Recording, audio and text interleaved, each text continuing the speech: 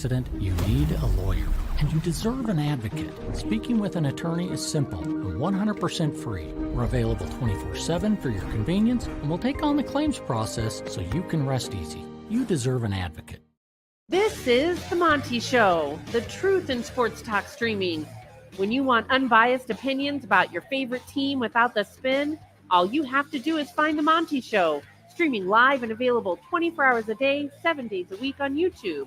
And now, here's Monty. Hey, The Monty Show, live on your YouTube machine. How the heck are you? As always, we are presented by The Advocates at theadvocates.com, the best injury attorneys in the business. At The Advocates, you never pay out of pocket to talk to the best injury attorneys in the business, to be represented by the best injury attorneys in the business, to have the best injury attorneys in the business fight for your life. You never pay out of pocket because you don't pay The Advocates unless and until they win your case. Chat with an attorney live online, and it won't cost you a dime at theadvocates.com. Good morning to you. Hope you are all well. Thank you to everybody commenting about 100K this morning. Good to see you guys. Yes, yesterday we broke that milestone on the show, and so many people commented about it. We appreciate it. Thank you for your support. Thank you for being here. Make sure you hit the like button as we kick off another edition of the Monty program.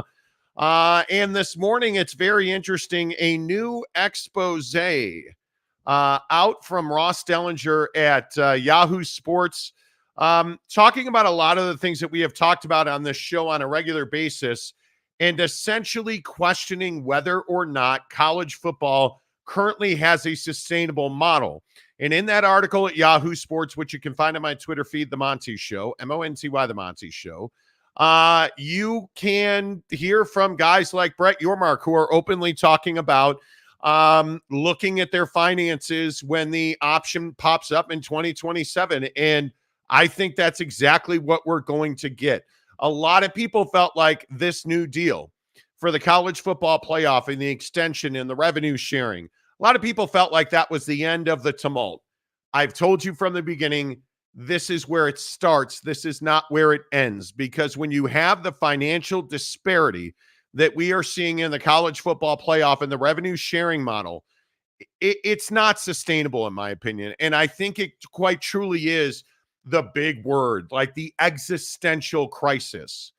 It's a crisis of existence for college football. And whether it is all these NIL lawsuits that are going to come to pass over the late summer and fall, things are only beginning to change in college athletics. I don't believe the revenue model is sustainable. And when, not if, when the NCAA and its members lose these NIL lawsuits, considerable leverage will be had to institute yet another new revenue model and another new way of doing business in college football.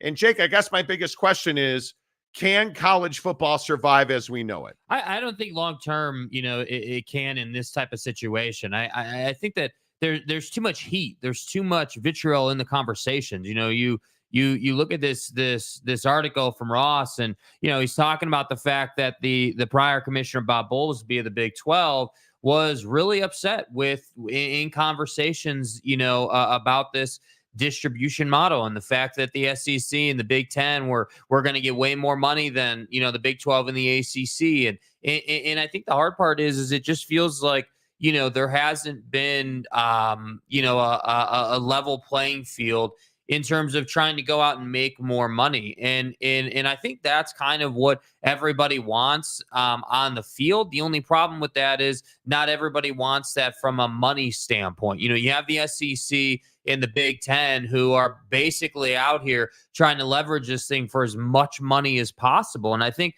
that's where, getting into other formats for college football and kind of deciding everything on the field kind of puts all the drama to bed. And that's why I think long-term, the current format doesn't really work, because you still have a lot of subjectivity. You still have, the college football playoff deciding, hey, who's in, who's out, who doesn't get access to the college football playoff money, and who does, and who gets these bonuses and who doesn't.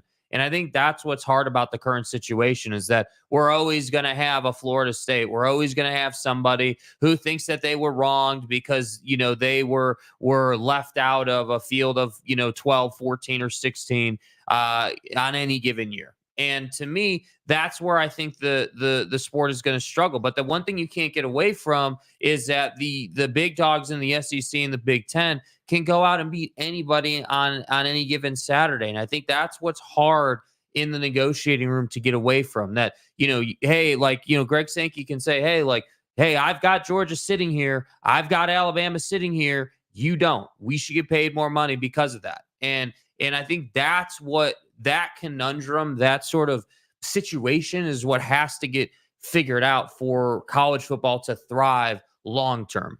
Yeah, I don't know in the current model if there is thriving long term. When you look at this from Ross's article and you see the money that we're talking about, this is not thriving. And I think there is a belief that the SEC and the Big Ten, are the behemoths in the room. I personally don't believe the Big Ten is one of the top 2 football conferences in the country. I think they are banking and being paid on future beliefs, if you will, or projections. You look at the fact that they are getting $23 million in the SEC, 20 to 21 in the Big Ten, the ACC and the Big 12, 12 to 14 million. They're essentially getting half of what the SEC is getting. Notre Dame, if they make the playoffs, gets $18.5 million as an independent. It's wild to me that these are the numbers we're talking about, and people think this is sustainable. This is somehow a constant. And I'm here to tell you, this is not sustainable. It is not a constant. It is not a workable revenue model. There is no way that the Big 12 and the ACC, and of course, the ACC has all these issues with Clemson and Florida State, and there's no way that those 2 conferences can survive taking what amounts to half of what the SEC and the Big 10 are getting, especially when the Big 12 has been a better football conference than the Big 10. And I think by any measure, the Big 12 is the best basketball conference in the country. And yet you're not getting your share of the revenue. Mm-hmm. And I don't know how you explain that. I don't know how, and I think in this article as well, it is interesting that Brett Yormark talked about the fact that they're going to reevaluate everything for 2027 when they get that look in, when everybody does a check-in to see how's this revenue model working for you? Not well. Cannot afford diapers for the kids, right? Like that's what this is going to come down to in the Big 12. You cannot take a 50% haircut compared to your largest constituents, if you will, and peers that are supposed to be peers, but they're not. I just don't see any way that this is sustainable long term. Well, and it just puts such an emphasis on winning in the college football playoff. I mean, that's the other hard part is like, I think we all agree that the Big 12 top to bottom is a better football conference than the Big 10. The only problem, of course, in the conversation is that the Big 10 has Ohio State and Michigan, who have obviously seen success for better or for worse in the college football playoff. And I think that is precisely the predicament of the college football playoff, is that you don't have to be a strong conference to get paid. You just simply have to have teams that go deep in the playoffs to get paid. And I think that's what's difficult. And I think when you look at conferences like the Big 12 or even the ACC, you have to have as many strong brands as possible, which is why we're often finding ourselves talking about the Baylors and the Texas Techs and, these folks in the Big 12 who, frankly, are just underachieving. They're just not holding up their end of the bargain. And I'm not saying that those two or anybody in the ACC should be out here competing for national championships, but it'd be nice if you were, competing, for your conference into the second half of the season. It'd be nice if, the conference was much more competitive than heading into this season, rather than everyone saying, well, Utah's going to be the cream of the crop in the Big 12 and we'll see what Okie State can do. But everyone else is just kind of, I mean, that's the problem for these two conferences. So yeah, you're right. They're gonna look into this agreement in 2027. What other choice do they I have? don't know how you wouldn't. And again, I will continue to say the inactivity in critical times. And Ross kind of talked about what we've talked about is that Bob Bowlesby retired, essentially walked away from college sports because there was no way to get business done without putting a gun to somebody's head. And Bob Bowlesby is quoted in Ross's article talking about how at that big meeting where there was this heated debate, and Bob Bowlesby got up from the table and walked out of the room and left, packed his shit and left. And he did that out of frustration because there was no workable model or conversation to be had about moving forward. And then there's this debate about whether or not the SEC and the Big Ten would have gone and played on their own. And I'm telling you, they would have not, because that's not going to make them the most money. They had a deal in place for the college football playoff. That is the only stream of revenue that is going to maximize end results for everybody. And then I will continue to tell you that these NIL lawsuits are going to completely change the landscape of college athletics. All of that to say this current revenue system is not sustainable and will not, I don't believe, be long lasting. I don't believe we see the end of this contract. Yeah, and I don't know how it's going to work for the Big 12 and the ACC to try to get this setup shifted, because that's ultimately the fight that they're going to have to win is how do we go from where we are now to a new model, whether it's a super league situation or whatever it winds up being. How do we go from where we are now to something new that is more beneficial for the Big 12 and the ACC? Yeah, I don't know. And if you're a G5, you're just along for the ride, ultimately. And because ultimately, Greg Sankey and Tony Petitti are not going to want to go to a new model necessarily. I mean, they're obviously doing well on this model. Now, could they do better with private money in a different situation? Sure. Okay, well, of course, yeah. Of course, right? But I think that's the hard part if you're the SEC and the Big Ten, is you're almost obligated to fight for what you have now until you see something that is, no doubt about it, more beneficial for you. Like, how are we going to come to an agreement that's more beneficial than this one already is for these two? That's what I'm struggling with. I don't know. I don't know how you do that. Well, and I think one of the things that's very interesting is this new deal and the question about, is college football better off? It's not. And I also think the edge that the Big 12 and the SEC have, they are sales organizations.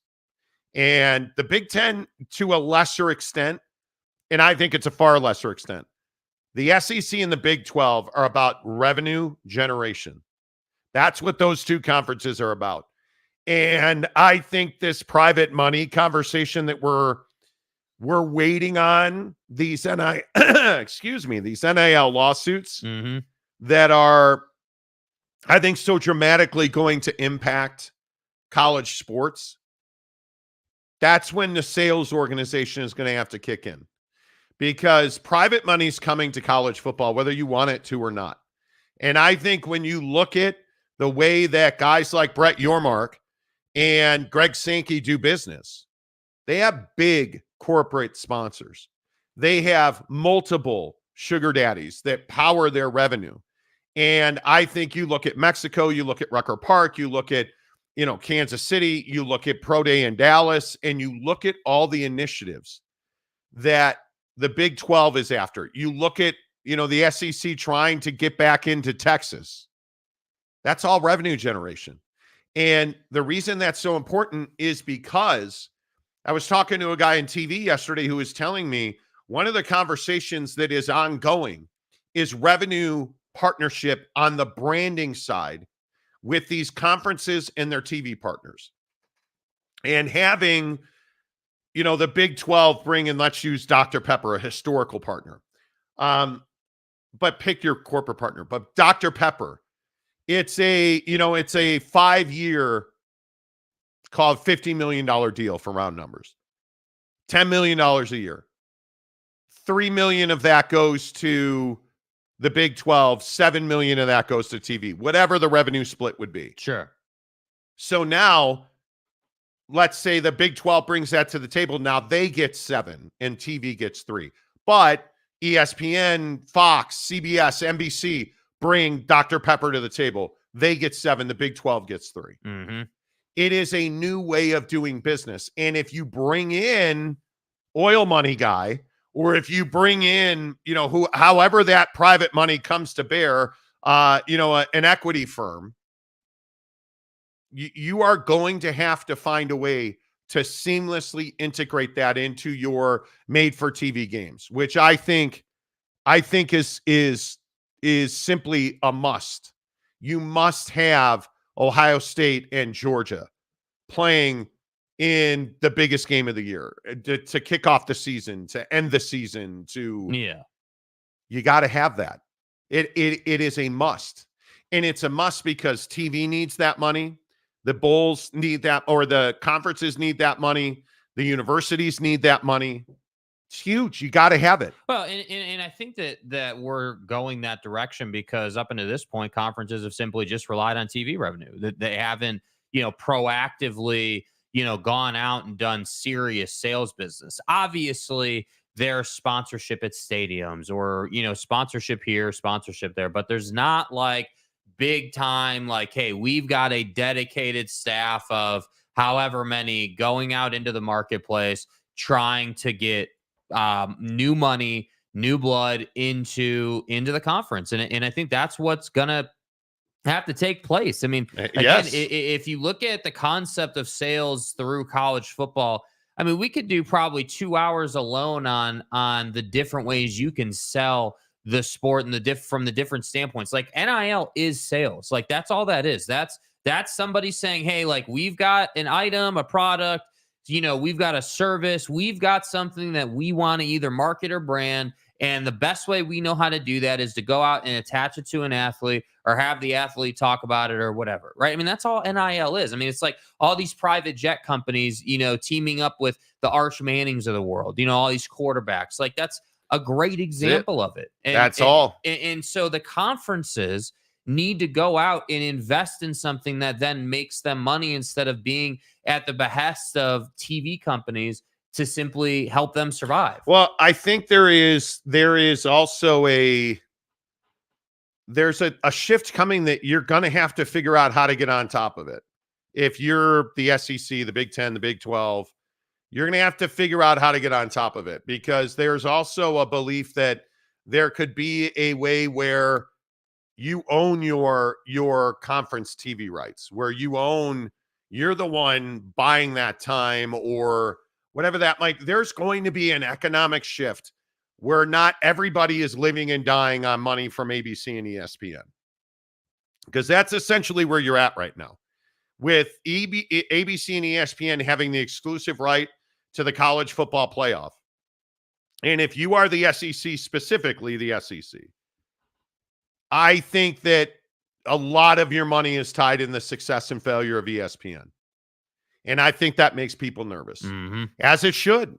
Not that I think ESPN's going anywhere, because I think they are doing quite well, obviously, with the TV ratings that we've seen over the last 6 weeks. There is nobody making bigger made-for-TV events than ESPN and ABC. There's just no doubt about that. And the consumer's appetite for watching big events is unquestioned. I mean, how many women's sports believers are wearing Caitlin Clark jerseys today for the Indiana Fever, which outsold the Dallas Cowboys in 2 days? They sold more jerseys for Caitlin Clark than the Dallas Cowboys all of last year. Let that sink in. Yeah. That's a made-for-TV sale. That sale only happened, obviously, her talent and her ability, but that's not 65% of it even. 65% of it is the PR machine. That's how you sold all those jerseys. That's how the WNBA draft happened. Yes. Now you amp that up and you point that at a big college football game. You point that at made-for-TV matchups throughout the college football season. Now we're having a completely different conversation with corporate sponsors, private money. Like, you're going to, in my opinion, have a situation where you have a private entity that owns and operates the god tier of college football. I think that's where we're going. And it is going to be a for-profit business. Mm-hmm. And I think that the NCAA is going to survive and thrive post-NIL settlements. And I think a lot of that will be paid for by its members making money in football. Well, and so then you can see, I mean, if that type of situation were to play out, now all of a sudden, conferences aren't so, desperate to figure out the new format, because it's like, hey, cool, this is the playoff format that we're playing in. This is the money we get from it. But we're going to stay more focused over here on our sales department and all the money and revenue we're bringing into our conference, because I'm telling you, and I don't know how long it's going to take, but it's going to happen, in my opinion, where you're going to have these conferences raking in, hundreds of millions of dollars in sales once they figure out how to do it, once they figure out the process. Well, once they figure out what they're selling. Because I think that's also a very big question. What are they selling? What is the commercial division at the Big 12 in college football? What are they selling? I'm not exactly sure. I obviously you're selling your conference championship game. Mm-hmm. Obviously you are selling your Big 12 basketball tournament. But there's got to be more than that. Yeah, I mean, I think that there's, and that's kind of to your point where you were talking about, hey, like the conferences and the TV partners need to get together so that the conference can say, hey, we've got this corporate sponsor who we'd like to sponsor this particular game that you guys have carriage on. Maybe it's we've seen this new wave at the professional level of, jersey stuff, right? Patches and branding and helmets and all of this stuff. I mean, I could easily see a conference figuring out a way to do a conference-wide branding deal But look at what ESPN does. Capital One Bowl Week. Yeah. Look at, rivalry week in basketball. Are you telling me that BYU in Utah doesn't have corporate sponsorship written all over it? Are you telling me that, the Bama Georgia game that should be played every single year? Are you telling me that, Washington State, Oregon State, like the biggest rivalries, you're telling me that those games don't have corporate sponsorship written all over it, that those games being played over a 2-week period in November doesn't have corporate sponsorship written all over it? Yeah, I mean, they clearly do. And there's clearly opportunity. I mean, that's the stuff you have to do. Yeah, I mean, that opportunity has to be realized for not only conferences but schools to survive. And I look at, it's funny, we get this news the other day about Kirk Schultz basically stepping away after I can't remember the date, but he's going to step away, he's going to resign or whatever. And I think that the interesting part about that is like the athletic department at Washington State is still in the hole. It's not like that got fixed. Yeah. And I look at this type of conversation we're having and I say, hey, like if you're in a position like Arizona is, or Washington State, or if money is a struggle, like this, figuring this out is where the time should be spent right now. Like figuring out, how right now, even before any type of new sales structure would be put together with TV partners, how right now can we make more money through corporate sponsorship at the just the university level?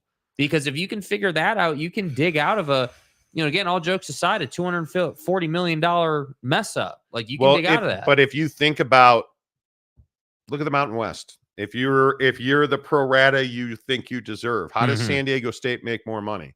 Well, you've got Snapdragon, you've got this new stadium, right? You've got to win as many basketball games as you can, but you've got to go out and you've got to create a sellable product in Fresno, in Boise, in Logan, in these smaller markets. I think it is maybe more critically important in San Diego, Fresno, Boise, the small markets in Spokane. If you're Gonzaga, those are the markets where you have got to be able to create product and sell product that you can leverage for significant revenue streams. So all of that to say, I don't believe that any of that is currently possible. It's not currently possible because you're in a position where the TV companies and your TV partners are your overlords now. And I look at the SEC, and again, you are heavily reliant on ABC and ESPN. Yeah. Almost wholly reliant. Look at where that has gotten the ACC with this incredibly arduous grant of rights. You look at the Big 12, to a lesser extent, the Big 12, because they have other partners involved in, you have Fox to a lesser extent, but your basketball is so dominant right now in the Big 12. It is absolutely a revenue stream, and you can leverage that. The SEC can't say that. The SEC cannot say that. Now, the SEC obviously is a behemoth in football, and they're making more than anybody else by far. But I just think it's something we should all be looking at. All right. Less of us, more of you, as always.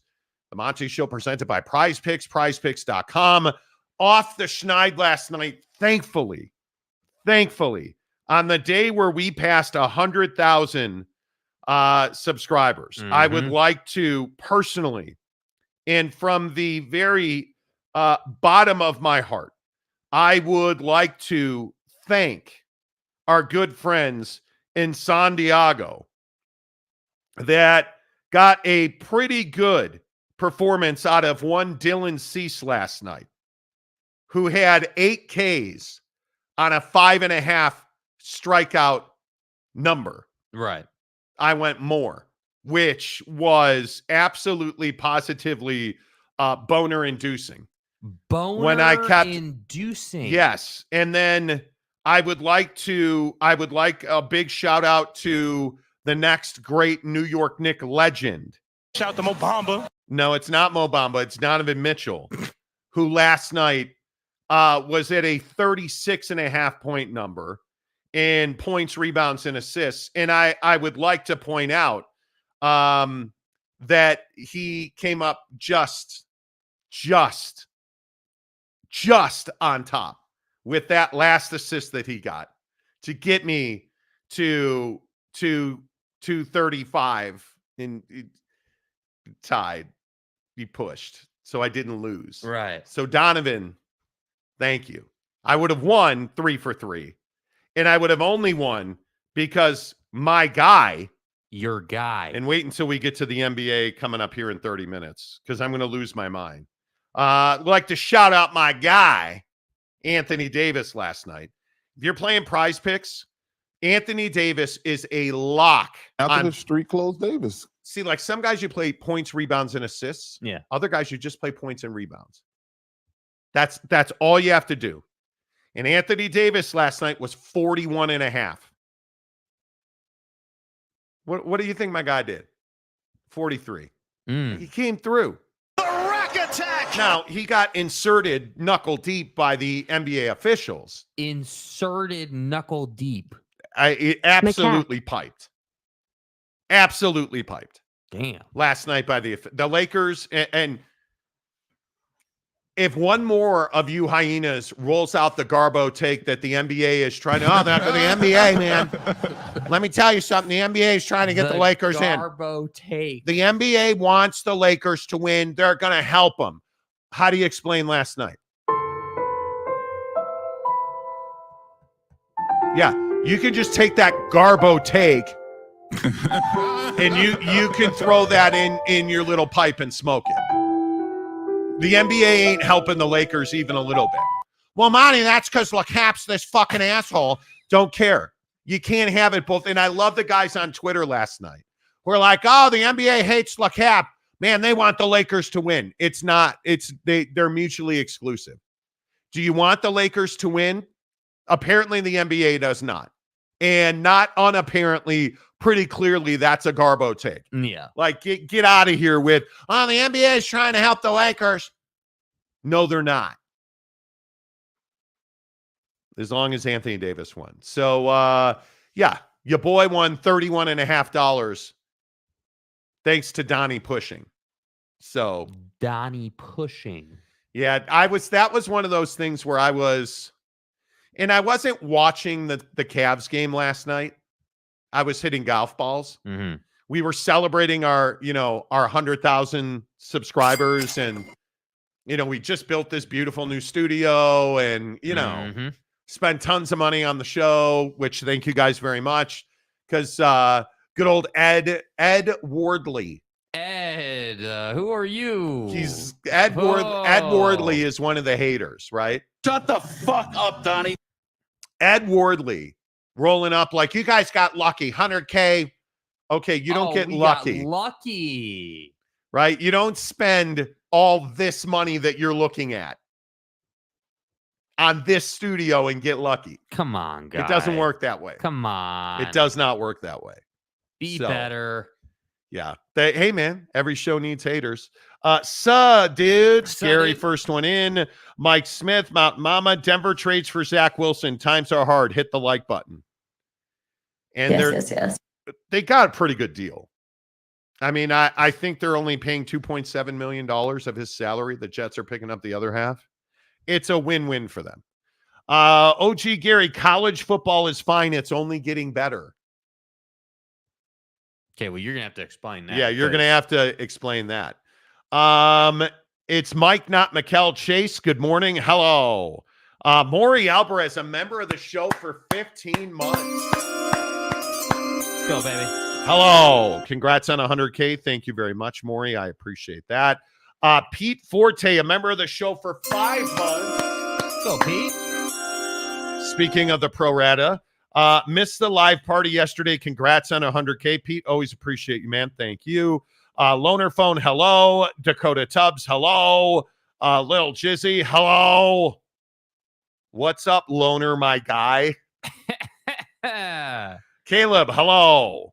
Good to see you. Dibs, how are you? Now that you have reached 100K, does J2H get an intern runner to find interviews for Big 12 media days? No, not in the budget, dude. We're going to have to, are we going to Big 12 media? It's in Vegas this year. Maybe. It's like 9 days long. Yeah. It's not at the Omni Hotel, though. We'll see. Oak State James, Jake and Monty inhaled the helium. The balloons are in the trash can.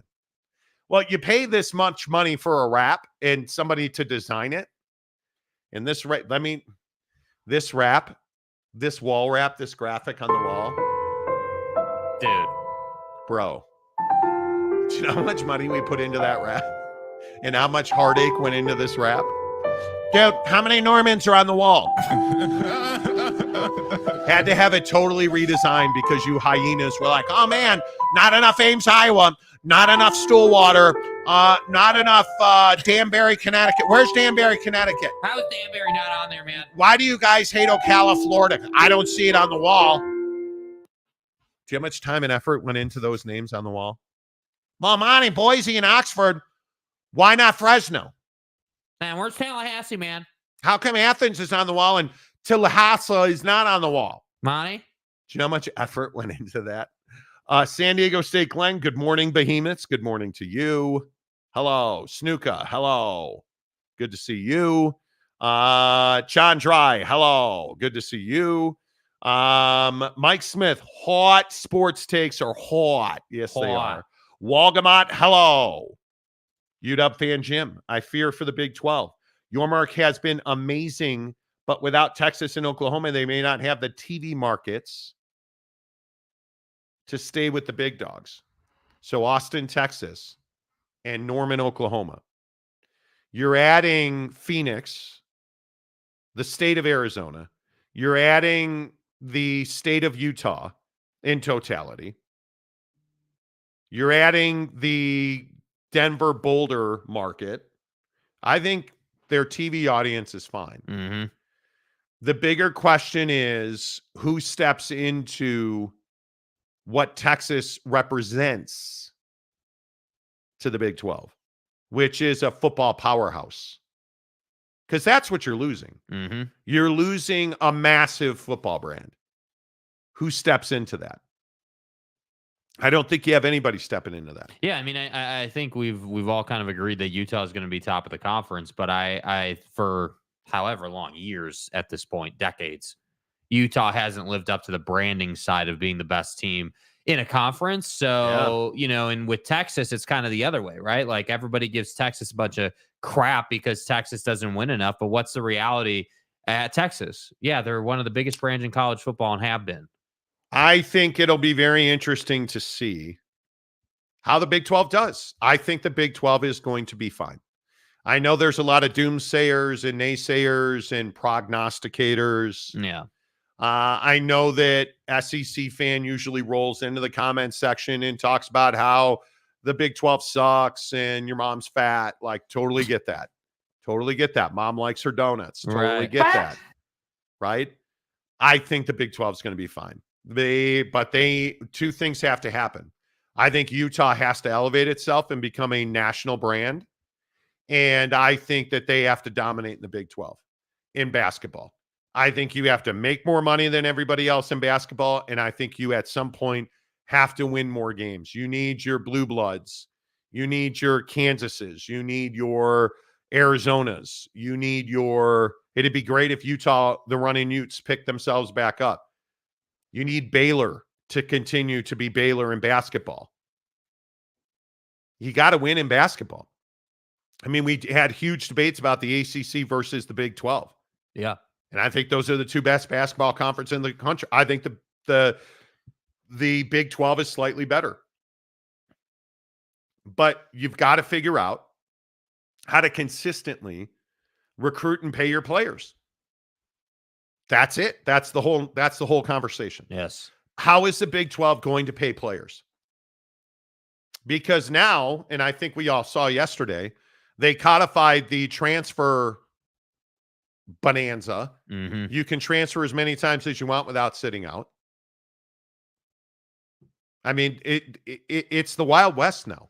Yeah, and I just don't know how any college football decision maker thought, unlimited transfers is good for college football. Because I do tend to agree that there's a limit. There's a sort of a line that has to be drawn in the sand with kids at playing football at that level. Like, I do think, you know how like for the longest time, college athletics used to be about, hey, like they're student athletes, like we're building people, we're making men, like we're developing, these kids, young boys, right? And now it's this thing where their it's balls are dropping while they're on campus, and now it's this thing like, hey, coach, while my balls are dropping, I'm going to need you to give me a paycheck, or else I'm going to go ahead and ride out to another institution. And I the paycheck is one thing, but I want the hose.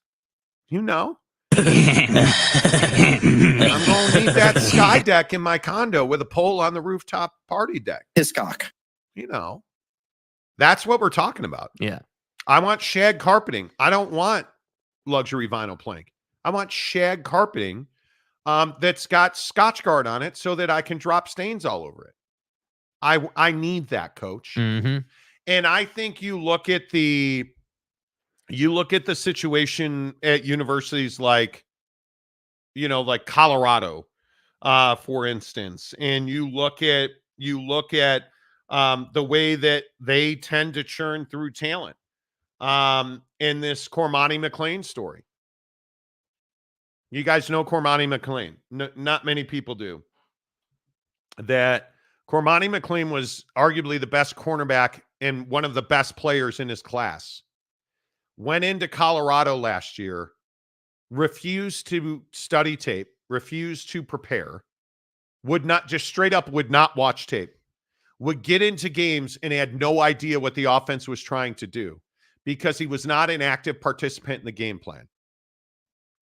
And then transfers, and on the way out of Colorado, blames the coaches and says that, hey, this is their fault, and I want to go to a real football team. Mm-hmm. And now everybody across college football is like, our scholarship allocation for corners, unfortunately, Cormani, they're gone.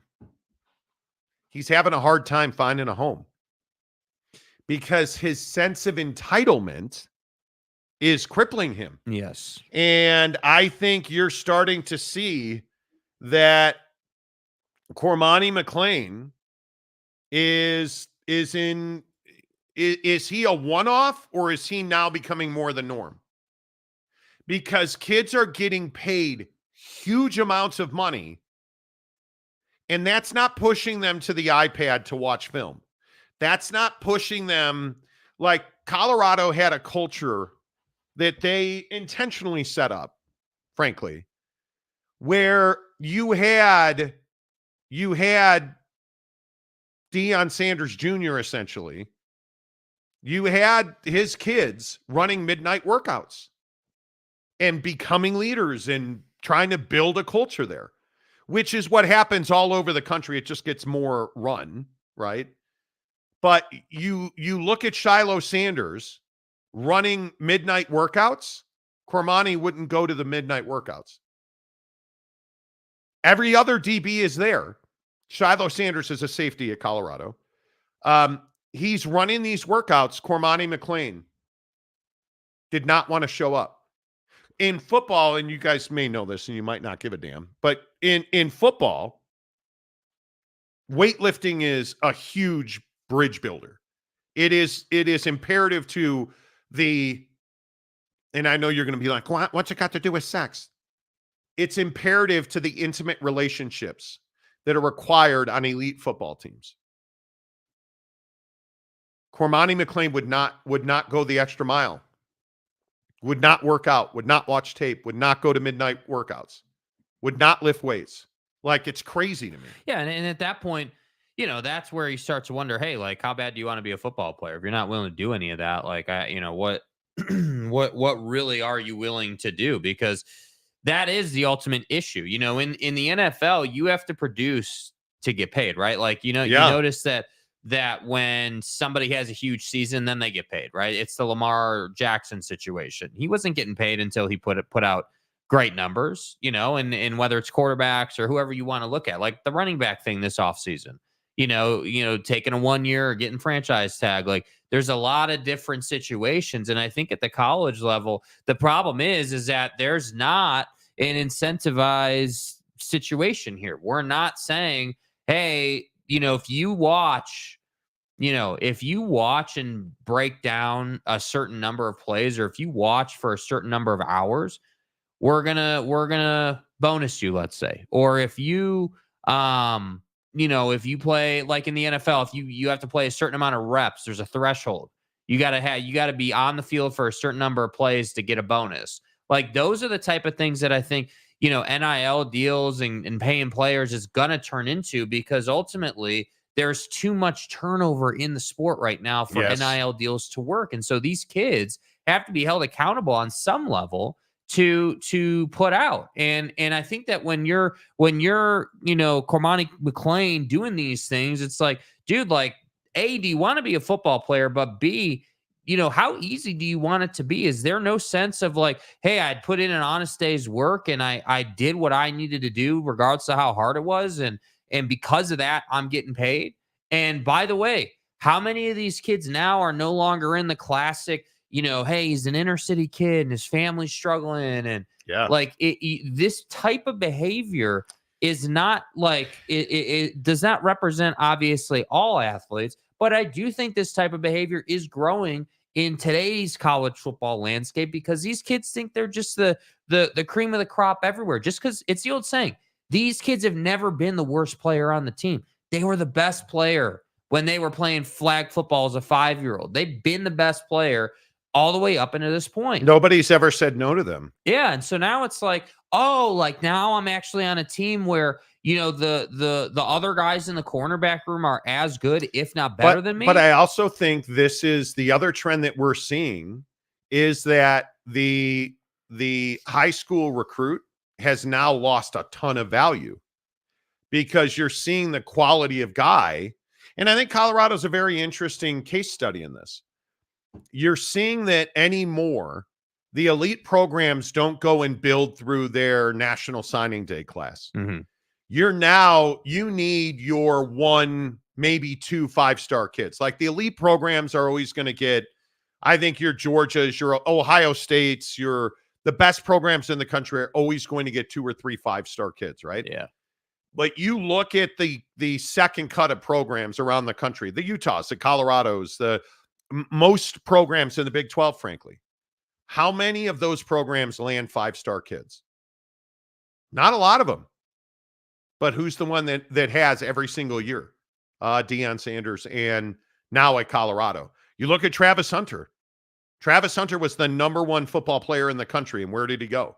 He went to play for Deion Sanders. Well, and think about how much impact unlimited transfers has on Deion. Like Deion's positioning statement has always been that, hey, I played in the league. We've got a great culture here. Come to Colorado, and especially if you're a defensive guy, we'll put you in the league. And I'm sure some offensive players will go to the league from Colorado, but Prime's positioning statement or value proposition to a high school kid is just that. Like, hey, like we're we know what we're doing here. We're running it a little different. And now, because it's unlimited transfers, kids can just pop in and pop out at any time. And that's why I say the only defense against that is doing the job simply better as a staff. You have to be able to get to a point where the culture in your program is so good, it is so dominant that kids are like, yeah, that's where I need to go. I could go anywhere, but I need to go and play for Prime. I needed to go and play for Nick Saban.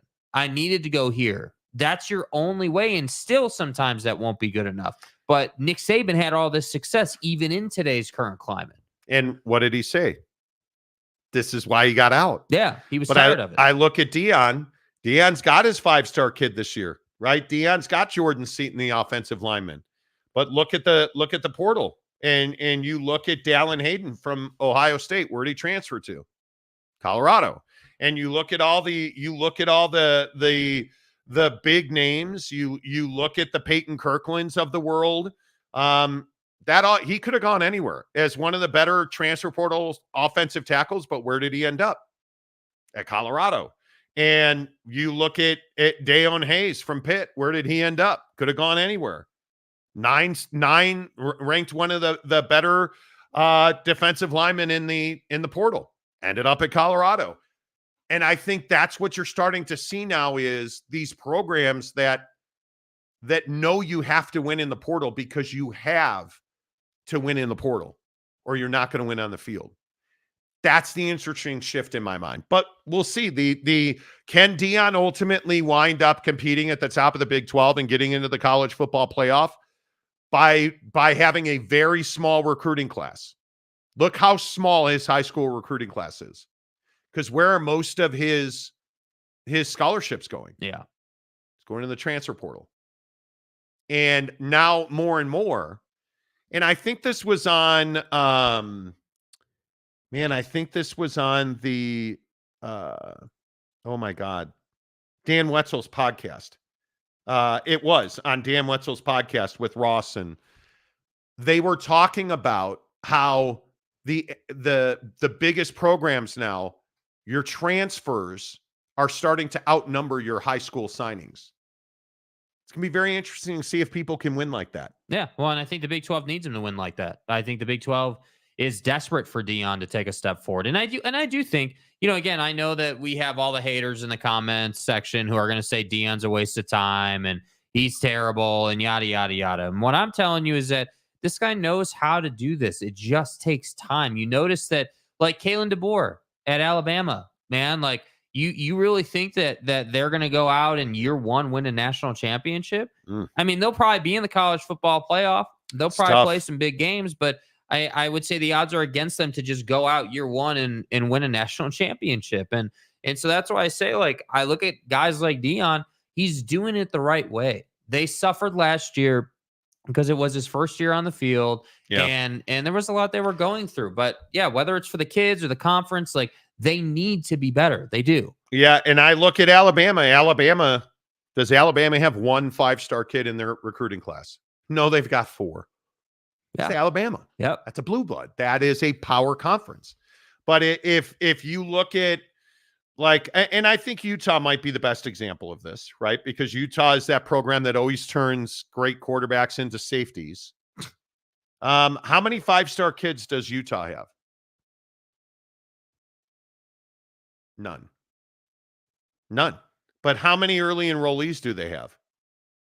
They've got 6 early enrollees. Already practicing, already in spring football, already in the system, already in the pipeline.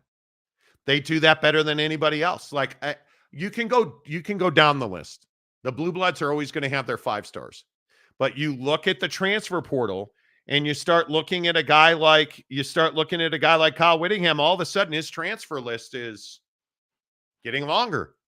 Does he have a bunch of 9-point kids on that transfer in his transfer list? He doesn't. He's got a lot of 8-8s, but he's going to get Tayshaun Lyons from Washington, right? He's the wide receiver, 9-point kid, could have gone anywhere. Dorian Singer.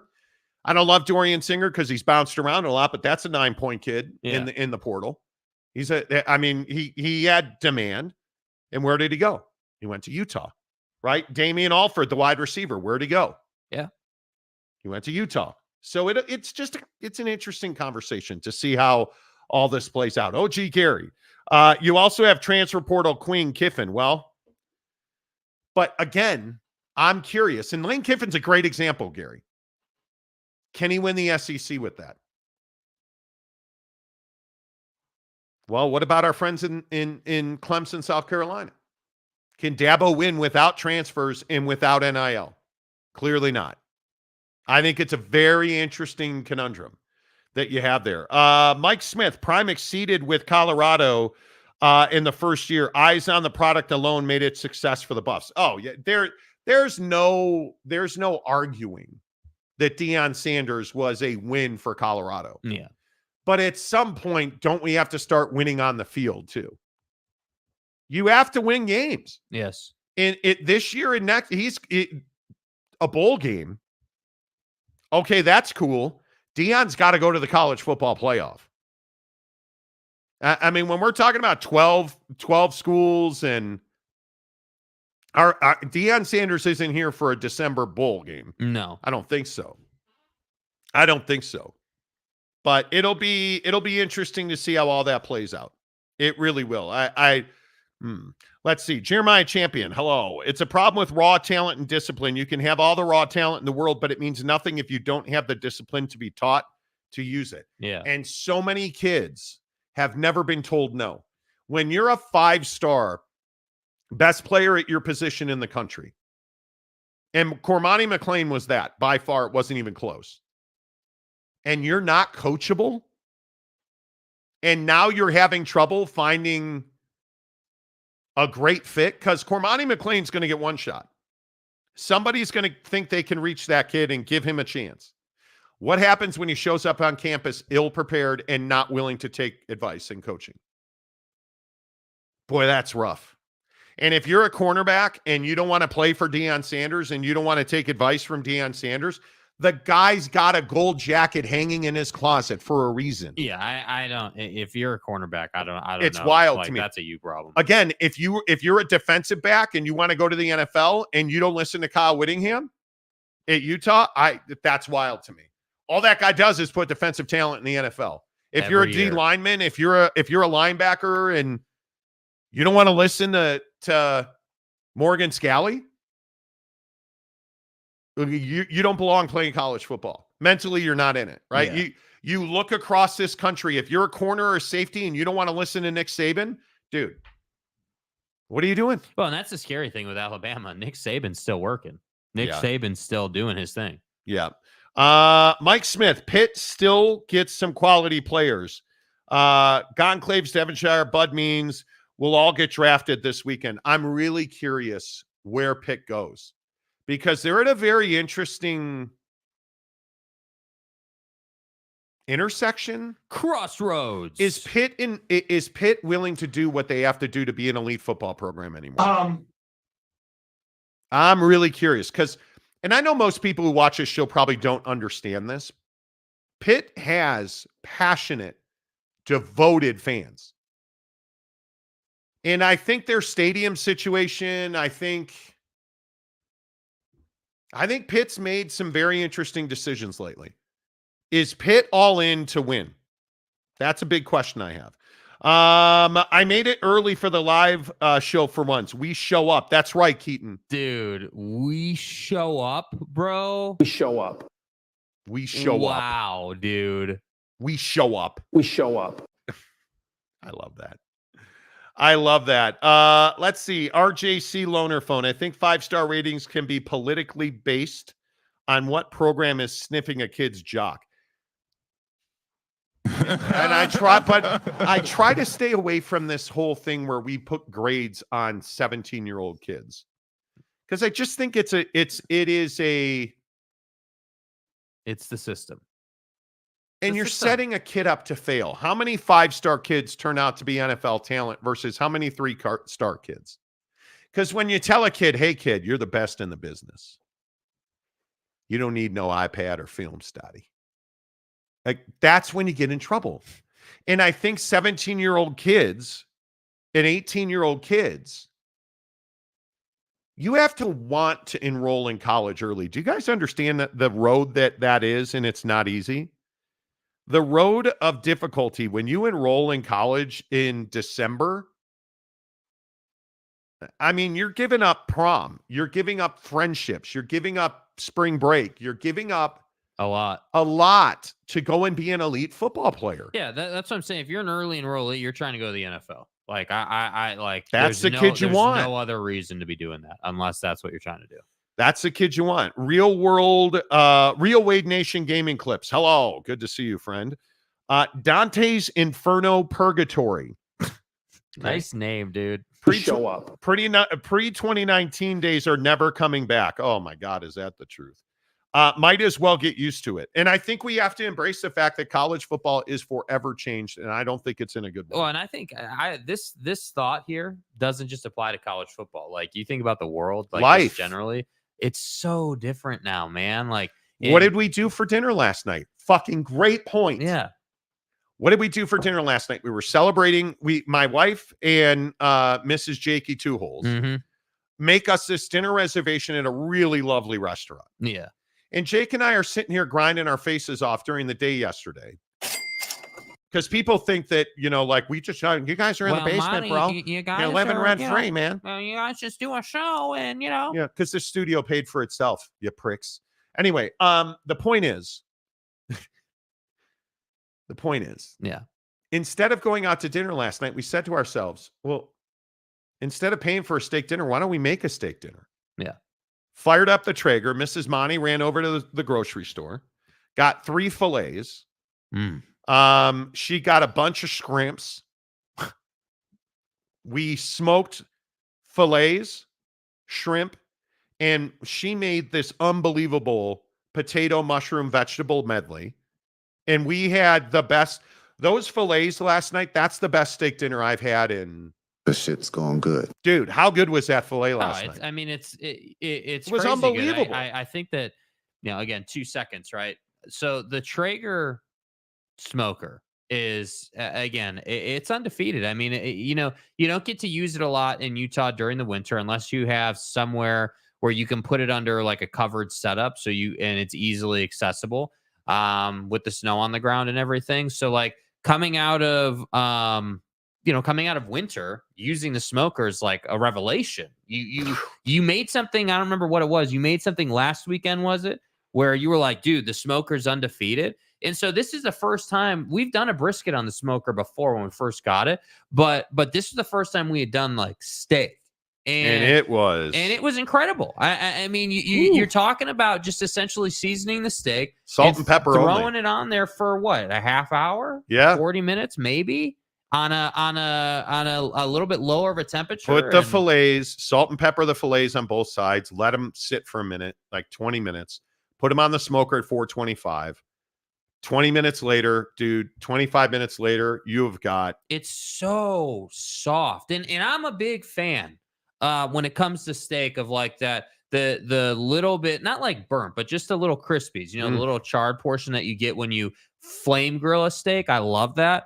But man, I got to tell you, dude, smoking a steak is pretty much undefeated at this point. Ryan at Big O Tires. Are you a smoker or a barbecue guy? I'm a smoker. And I think based on you saying 425 for 25 minutes, you must like your steak like well done. No, medium. And it was, dude. I'm telling you. These were pretty thick steaks too. Yeah. Okay, like, so they were. Just one thing I would add to that: you get a cast iron skillet after you take your steak off after you cooked it for your 15-20 minutes.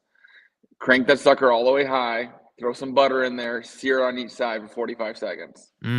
So good. That way you get that crust that you were talking about, Jake. Yeah. Just a little night. You said smoked on the inside, nice little sear on the outside.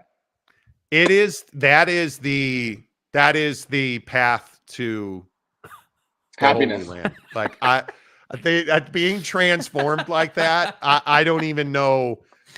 That was the best steak I've had. And we were. You're a family man. Do you prefer to cook at home, or would you rather go out to eat? Oof. It's a tough. I mean, I probably home, but I'm a big eater. I eat out a lot too, though. I like to eat out at a good restaurant. Up at your Salt Lake area. There's not much good food down here in Utah County, but I do like to eat out as well. So. Bro, how can you say that about J-Dogs? I see. Like I'm kidding. That was a joke. What's your favorite restaurant? Probably Takashi's. Ooh, okay. It's on Market Street in Salt Lake, right by the Melting Pot. It's got the best sushi in the state. Probably the best sushi I've ever had anywhere. We go there probably twice a month. Really? Oh yeah, it's that good. Okay, I like it. It's very good. If you haven't had it, you need to try it. I like it. Where do guy?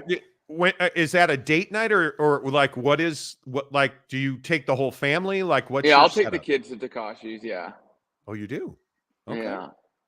Do your kids eat sushi? My oldest eats sushi. He'll eat like the sashimi, the raw, just a slab of fish. Nah, see, you throw it on the smoker, then I'll eat it. My kid does not eat sushi. Won't even look at it. Nope. Oh, you're Not missing about out on it. life. I know.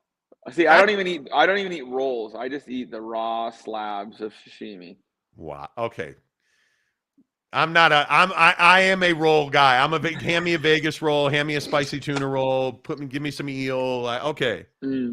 I love it. I am I'm a huge fan. Now I have to say, a good Vegas roll is one thing. A brand new renovated Big O Tires and American Fork. Bro, that's one of the most impressive renovations I have ever seen. Congratulations. That place, your new shop that's a palace of auto repair awesomeness if I've ever seen one. Yeah, it looks great. We literally probably get 2 or 3 compliments a day. Like, oh, you changed it. It looks so nice. Like at least 2 or 3 a day, people complimenting on how good it looks. So yeah, we're happy with it. It looks great. Customers love it. They're happy.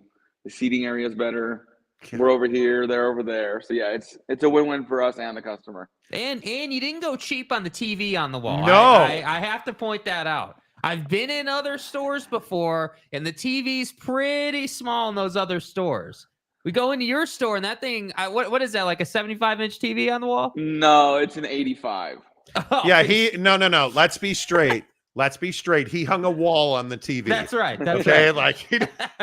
I tried to buy 100. So I went to Best Buy and I walked in there and I'm buying this 100-inch no-name TV because Sony and Samsung and Vizio don't make 100-inch. And I'm wearing my Big O get up. And the guy's like, "Are you buying that for your house or for your business?" And I go, business. And he was like the assistant manager.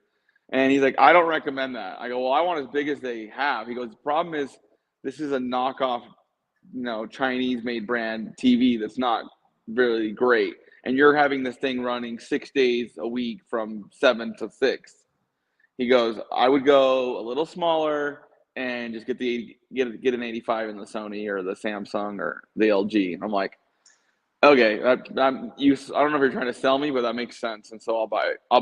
I'll buy the 85. Wow. How about that for service? It's pretty good. You got to like that. Yeah, you don't think about the fact that you burn your TV out when it runs all day long. Yeah, 6 days a week. It's on from 7 to 7, literally. Yeah. I'm thrilled for you, dude. We talk about you on a regular basis, obviously, on this show. I love seeing good dudes have good things happen to them. And even better, you made this happen. You're, as a small business owner, man, you put your time and your money into making that the best tire experience, the best auto care experience that you can find in Utah. And I say, hey, man, congratulations to you for that. Thanks. Appreciate it. How much did you like the new Beamer? I mean, I thought I saw some drool coming out, but I could be wrong. It's nice. That's it? the first thing Ryan, I take my new Beamer to Ryan, right? Because Jake, who's got camber problems all over his car, right? It takes his car to get. Oh no, did we lose him? Oh man. Anyway, so we take Jake, we take the old WRX, National Park Killer down to see Ryan at Big O Tires the other day, right? And I pull up, and the first thing that Ryan says is, "How do you like those wheels and tires?" Because you know me too well, because you know I'm going to wind up replacing them for sure. And then he says to me, I said to him, "Oh yeah, I'm going to put Cross Climate 2s on it." And what's the next thing he said? "Oh yeah, I just had a customer who didn't like her Cross Climate 2s. Should probably get something else." Love it. Yeah, she did not like him. She's the first customer I've had a complaint about those tires. But she said that they were loud and they were all over the road. And I said, "Have you been drinking?" But then what did you put Michelin Pilot Sports on Jake's car? Yeah. And then he's ready to race. You've got this rear wheel situation that Ryan's got to take care of. Situation of some variety. Yeah. So at one point he's hit something in the rear and caused that camber to go out quite a bit. I don't know if you saw one of his tires, how bad they had worn. Like there was cords on the inside of that tire. Your son's life was literally on a thread. Mm-hmm. He doesn't listen to me, man. He doesn't listen to me. So I hope he listens to you.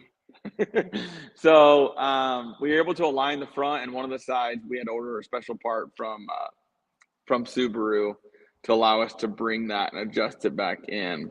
So, but we're going to make it right. Unlike the place he took it before, we're going to actually fix it and make sure his tires last. See, that's the kind of service you get. See, this is my guy right here. Yeah, that's what I'm saying. Get the right part, get the job done. Big O Tires and American Fork, absolutely. Summer road trips are coming. Ryan's always got you covered.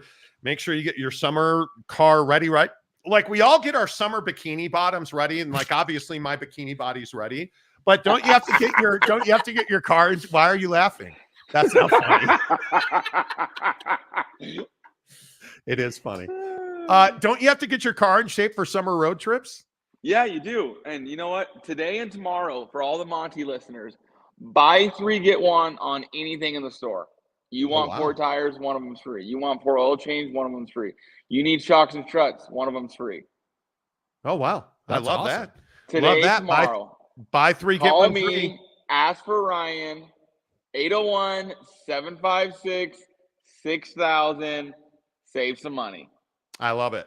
Always good to see you, my friend. I like the huge logo on the hat. Looks good. There it is. Monty, are you a hat wearer? I feel like you're not a hat wearer. I am a hat wearer, actually. I just don't wear one on the show. But yeah, anytime I'm out, anytime I'm playing, I usually am wearing something Bears or Blackhawks. Cubs, I wear a lot of Cubs hats. But yeah, I'm absolutely the problem is I wear a size 8 hat. So you have a ginormous head. Yes, thank you. Thank you. For people who've never met Monty in person, he's a large human. I mean, I have some big BYU players that come in here, and Monty could be a lineman. He's tall. You're a giant. I had a small woman tell me one time, Ryan, "You're a giant." Thank you. Just call me Kingsley. Everything will be fine. Hey, on that topic, we've got the draft in 2 days. How many BYU players are getting drafted? I'd like to say, I think it's 4. Okay, what do you Kingsley? Unfortunately, I think we get a bad rap, so I think it's only going to be 3, but I think it should be more, but whatever. Kingsley, Ryan, Aiden. Wow, that's it. So what do you think happens to Max Tooley? I mean, I want him to get drafted, but I don't know. I think he could. I think a team's going to take a chance on him, and they're going to win for sure. Yeah. He had a great pro day, so he could get drafted for sure. Yeah. But I think those are your 4, I believe. I think Eddie would have got drafted had he been able to go to the pro day. That's a very interesting case study. Well, wait a minute. Are you an NHL and Utah fan? Yeah, dude. Ryan Smith getting it done. I know you guys aren't big fans of him, but man, I am pumped about him getting this team here. I am not a fan of Ryan Smith. Don't start. And I am not a BYU fan. The issue is I don't like that taxpayers are having to pay for a billionaire stadium. Hey, other than that, I'm a huge huge hockey fan. Hold on. You know how much money we're gonna save because of his business? It's gonna create so much revenue and bring so much to our economy because of those tax dollars. I hope you're right. I hope you're right. I just worry about it, man. I mean, look at the evaluate from what I've heard, how much the value of the Jazz since he bought it has increased. Now, have we won championships? No. But he's definitely made the business side of Utah Jazz better, and hopefully it can get to the point where we're winning. I'm hoping, right? Yeah. Well, and he's a phenomenal booster for BYU. I mean, there's a lot of people who feel like he KYU. You don't think he is? No, I said KYU. No. Okay. KYU. Did you not see the interview when they said that when Devin Booker interviewed KYU? Yeah, KYU. Yeah. I just think he needs a win to bring in to have the impact that we're looking for to justify what it's going to take to get this hockey situation handled. You know, I think that, you know, the trouble I have with Ryan as the owner, not as a person, just as the owner of the teams, is that I haven't seen that investment yet in winning, because I think winning in sports cures all, right? Like, you're going to make, if he had put more money in already into the Jazz, I think we'd have seen an even more positive reaction to what's going on. I think because obviously Ryan is such a big contributor to BYU that I think he has the support from BYU Nation. Obviously, BYU Nation is massive. So I know a lot of people love this. My only concern is, hey, is there ever going to be a time when this team is truly competitive to a point where it's making a big impact? Like, that's what I'm concerned about, because he hasn't won with the Jazz yet. He hasn't spent money. And he's an NBA guy, right? Like, the story is he grew up as a Jazz fan. Like, he's obviously from here. Like, that's my biggest concern, is I think hockey is very different than the NBA. I can honestly tell you, and don't chastise me, I've never been to a hockey game. Well, you're going to go now. I want to go to a Grizzlies game. I've been trying to go for, I don't know, like 2 years. It just never works out. The NHL will be awesome here. I think the first 3 years are going to be amazing. Yeah. Are you happy with KYU? Yeah, I mean, how could you? I think it's an upgrade. No offense to Mark Pope. Well, I think he's a great fit at Kentucky. Mm-hmm. I think that was a great hire for Kentucky. I think he's going to do great things there. But I think Kevin was a really good hire. I think you're right. It is an upgrade, and the community certainly is fired up about it. So the only downside, I must say, is forcing Kevin to shave his beard. There was a lot of controversy about them making him shave the beard. Yeah, I agree. I said that to Criddle the other day. I'm like, I wish they would have just let him keep his beard. Yeah. Yeah, it's fine. Hey, by the way, while you're making popcorn, when Jake drops his car off, will you fill his car up with popcorn? Oh, the whole car? Oh, that would be amazing. Only if he'll eat a sushi roll. Yeah. Okay. If Ryan, when we drop your car off, if Ryan has a sushi roll, will you eat the whole thing?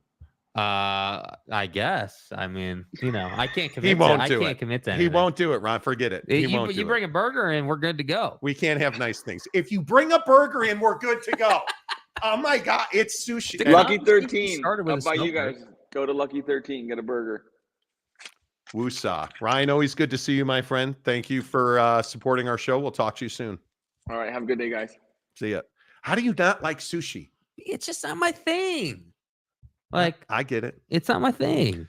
I get it. Always good to see Ron. The guy has so much energy. Did you buy 3, get 1 free of anything you want? Yeah, please go down there and get your oil changed or do something. Go and see him. Yeah. If you need tires, a buy 3, get 1 free deal is huge. That's hundreds of dollars you're putting back in your pocket. Oil changes, it's all good. Go see Ryan at Big O Tires and American Fork, your total car care experts. Let's see. Who's in the comments section? Aaron Wilson gifted a Monty Show membership. Thank you, Aaron. Thank you, Aaron. Always good to see you. Mike Smith, Prime transfers means he does not have to travel the country going to recruit houses for in-home visits. Well, that's probably some of it, but Stepanik, Pizzane the smoker is amazing. Pizza in the smokers. Oh, it is. Oh my God. Papa Murphy's pizza in the smoker. Yeah, I feel like we're obligated to smoke something for lunch now. I did a little bit. I thought 425 it was probably 25 minutes. Mm-hmm. I lost track of time. We were hitting golf balls in my yard. And but I thought the steak turned out good, dude. Those fillets last night, you guys. Amazing. Dibs, grind, steak, soak, only way to live. That's right. Loner Foam, Pitt has an academic identity with proud football tradition. Pitt needs to adopt philosophy. Strong football equates to more out-of-state dollars. We'll see. I think Pitt's very interesting. I think they're at a very critical time. OG Gary bought 4 fillets over the weekend and smoked all of them for the week's meal prep. Dude. Oh, man. That's the best. I'm telling you guys, I only eat steak. You guys know this. I only eat steak probably twice a year. And that fillet I had last night, it was buttery. It melted in your mouth. It was so good. Well, and that's the thing about the smoker too, is it just, because you're smoking the steak and it's a different form of heat, like it makes all the difference. Perfectly medium. I think I pulled them off at 141 degrees. Yeah. Let them rest. Let them cook themselves up a little bit. Sat down, served them at the table, cut it open, and it was perfectly pink. Oh, it was so good. Andy H., hello. Barbecue with Brazilian lump charcoal and the right wood chips. Yeah, I need to restock my pellets. I'm out of pellets now. Yeah. So I got to go get some cherries. San Diego State Glen barbecue, but I own a Traeger too. Okay, I like it. Not much good food here in Utah County. He doesn't think so. Arlington Bears. What's up, Chris? My smoker is named Monty and is used year round. There's not much. You made some wings on the smoker during the winter. Yeah. There's nothing better than a cold day and a hot smoker. I will say though, it's interesting using the smoker when it's cold out versus when it's hot out, because it does take quite a bit longer to get it going. Yep, I agree. All right. Appreciate all of you commenting. Mr. Preston, sushi is great, but I'm still hungry after eating it. Give me a burger any day. That's what I'm saying, bro. Okay. I like it. Let's talk some NBA hoop, because this situation last night, you guys, I don't know how else to even describe what happened to the Lakers and Sixers last night. I understand it is the New York Knicks, and I think I can get on board with, hey, Monty, Knicks, NBA wants Knicks in. Knicks or die, man. Nick Nurse, the head coach of the Sixers, is standing on the sideline right in front of an official, waving for a timeout, screaming for a timeout. They didn't call it. And he had a timeout left. Didn't call it. Hart winds up turning the ball over. Tyrese Maxey turns it over. Hart kicks it to DiVincenzo, who knocks down the 3. The Knicks win. Okay. Fast forward to Denver. Lakers blow a 20-point lead. No way to get around that. That's not a foul on D'Lo. D'Angelo Russell drives to the basket, gets hit in the face for everybody to see. So much so I'm watching that play, and Reggie Miller is begging them not to review it. Denver. Oh, don't review this. Hit him right across the face. Don't review. They reviewed it and called it not a foul. And I'm just like, are you out of your mind? And then after the game, LeBron was out of his mind. LeBron, over the next 48 hours when you're looking at film and getting ready for that game Thursday, what's the challenge mentally and emotionally after you lose such a heartbreaking game? I mean, yeah, of course it's a heartbreaking game. You don't ever want to lose in that fashion. I don't understand what I don't understand what's going on in the replay center, to be honest. I think I said it this year or last year or whatever. D'Lo clearly gets hit in the face on the drive. What the fuck do we have a replay center if it's going to go? It doesn't make sense to me. It makes no sense to me. It bothers me. Sorry I didn't answer your question, but that shit is like. And then I just saw what happened with the Sixers Knicks game too. What are we doing? The answer, hey, Bron, I don't know what they're doing. I don't know what they're doing. Jake, does the NBA want the Lakers to lose? I think it's harsh to say they want the Lakers to lose, but I think what the NBA is absolutely doing is making sure that Lakers Nuggets, both of these series, making sure that these two series are as close as it gets. They want buzzer beaters. They want drama. They want the biggest headlines. They want everything they can possibly get. They essentially, as the old saying goes, they want to get as much juice out of the squeeze as they can get, right? They want to make sure that these two series are absolutely as long as possible, and they get as much TV rating out of it as possible. And I understand that for their business. I get that. But it can't be a thing where you have a player, I don't care who it is, D'Lo or otherwise, going to the basket and Michael Porter Jr. gets none of the ball and gets all of his face. And that's not a foul. I don't know. There are limitations. There are rules and lines that as an official you have to operate within. There are certain things that you cannot skip. It is like the moving screen called between UConn and Iowa that everyone got all pissed off about. Yes. You have to call that. You have to call this particular foul. If it's a touch foul, if it's the nonsense. It's not that they called it and then reviewed it and then overturned and said it wasn't a foul. How do you look at that on replay and say that's not a foul? And to LeBron's point, what the F is going on in the replay center? Yeah. What are we like? That's the part that I struggle with. That's a foul. Nick Nurse is calling a timeout.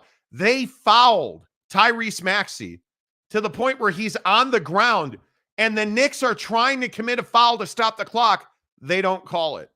You can't tell me that I think it's strong to say that the NBA wants the Lakers to lose. It's strong to say the NBA is fixed. But those calls last night, I don't know how you don't ask those questions. Mm-hmm. Yeah, you have to ask those questions. Again, I'm a huge proponent of it's not the officials as to why you lost the game, right? Like, obviously, they still blew a 20-point lead. They still, got absolutely dominated most of the second half. Like, yeah, I agree with all of that. But the thing that stood out to me in this, I would be saying the same thing if this was, a Jazz game or a low end game. You have to call that and let it stick. Like, you can't have, a whistle and then a review and then an overturn and then in any situation. Like, it just doesn't work. It's like the nonsense that happens with Angel Hernandez in baseball, right? Like, there are so many times where it's so obvious what's happened, and then you review it and it doesn't get the correct call, to which I say, why do we have replay? Hartenstein pulling on Joel's jersey last night underneath there's the shot. The official is standing right here, and Hartenstein's got, an entire hand, and the jersey is stretching around Joel's back. And I think that the hard part with that one is, and I agree, it's obviously a foul. Clearly, it's a foul. Yes. But this is what I mean when I say the NBA wants it to be a physical game. They want it to be much looser. They do not want the officials deciding the outcome of games. Yet here we are, and that's my problem. Is that you replay has to be the equalizer. If you're gonna have replay on fouls, you damn well better have 100%, correct rate on those. Like, it can't. Like, I that's the part. Like, I understand if a human being is tasked with calling fouls and they miss it, or maybe they call one that wasn't a foul, or they made a mistake somewhere. The NBA is one of the fastest sports we have in our country. Like, people need to understand that. Like, the NBA is incredibly fast. So there are going to be times when officials do things they shouldn't do. But that's why we have replay. Replay is the insurance policy for the buffoonery of the whistleblowers. Yet here we are still talking about the fact that the replay got it wrong. Now, again, notice I didn't say the refs cost the Lakers the game. They did not. The Lakers were 35-0 with a 20-point lead. That snap ended last night. That streak was snapped last night. Yeah. The Lakers did not make shots, including LeCap, who was wide open at the top of the key and missed an easy three-pointer. The Lakers did not lose that game, but that call would have changed things. Michael Porter Jr. hitting a back-breaking three, and yes, Jamal Murray hits a great shot out of the corner, fine. The part where Anthony Davis is guarding Jamal Murray, that's what cost you the game. The fact that you are playing a guy in Rui Hachimura at the end of the game who was not running hard. You have LeBron, Anthony Davis, and D'Angelo Russell, as well as Austin Reeves, sprinting down the floor. They run a fast break. LeBron gets a dunk. They turn and sprint. Rui Hachimura, who never got over half court, no effort. And what happens? Michael Porter Jr. gets an open look at a three and knocks it down. That's the play, and I think that tied it at 95. That's a play where I was like, this game's over. Yeah. Denver's going to win. You have to make shots. But you also have to get the correct call to slow the game down so you can get points when the clock is stopped. Yeah. So did that call? No. LeBron not getting 3 foul calls in the paint? That was a problem. The officials clearly looked the other way a lot last night. So we can stop saying, again, the Garbo take that the NBA wants the Lakers, apparently not. Yeah.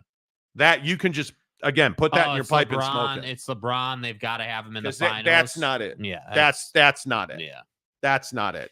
And I do think that this type of stuff for the NBA, it's bad for the league. I mean, again, I'll keep saying it. I understand that the officials are the buffer for the league to control the outcome a little bit, to make sure that, hey, like, yeah, maybe we do want the Knicks to beat Philly, but let's make sure that this comes right down to it. Let's make sure that, if it's 5 points heading into the fourth quarter, yeah, let's loosen up the whistle on the team that's trailing a little bit so they can get back into this, right? Or with the Lakers, right? Like, hey, Denver's down 20 at home.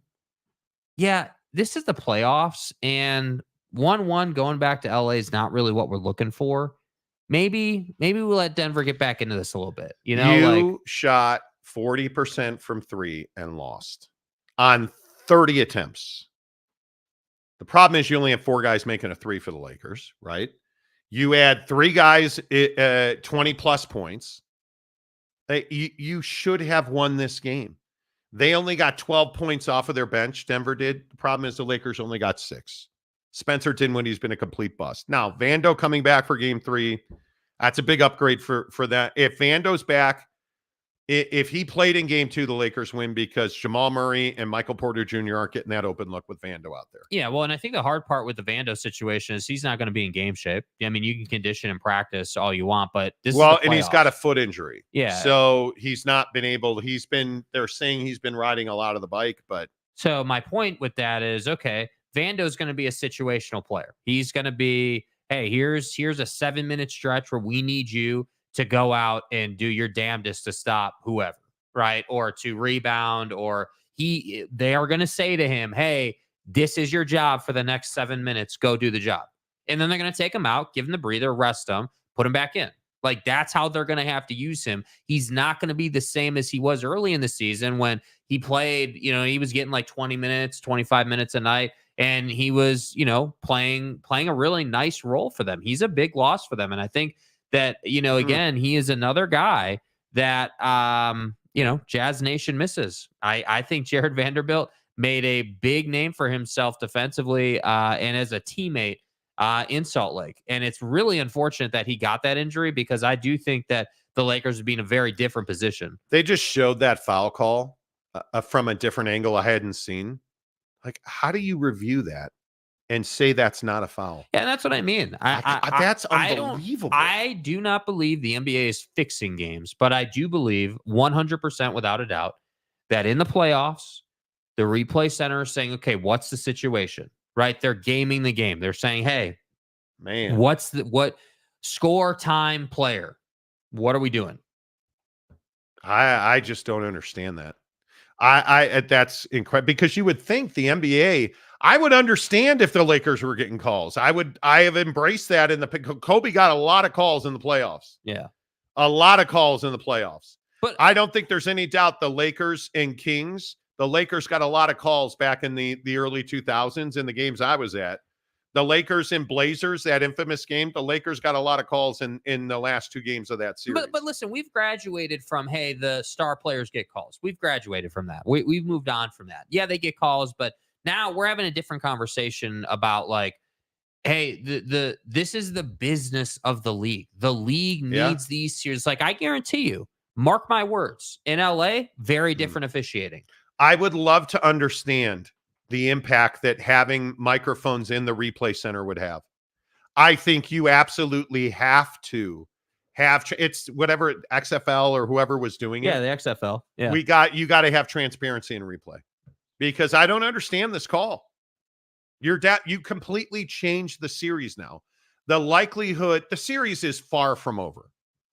The series doesn't have finality till a home team loses. Let's see what happens in LA. The series is far from over.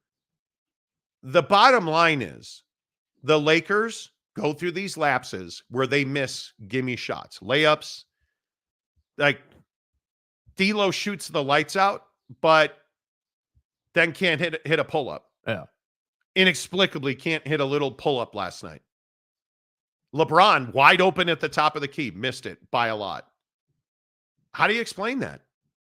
And I think it's very difficult in the same game to think to yourself, well, we're going to get a huge 3 out of Michael Porter Jr. while he's wide open. And then Jamal Murray on what amounts to a pretty good defensive play by AD hits a fall away corner shot to win the game. Yeah. The Nuggets are the better team. The Lakers can win the series. Yeah. And we've seen this play out repeatedly. We've seen it play out repeatedly. Well, and again, I still don't understand why, and I feel like I say this every year in the NBA playoffs. Why are you not going after Jokic?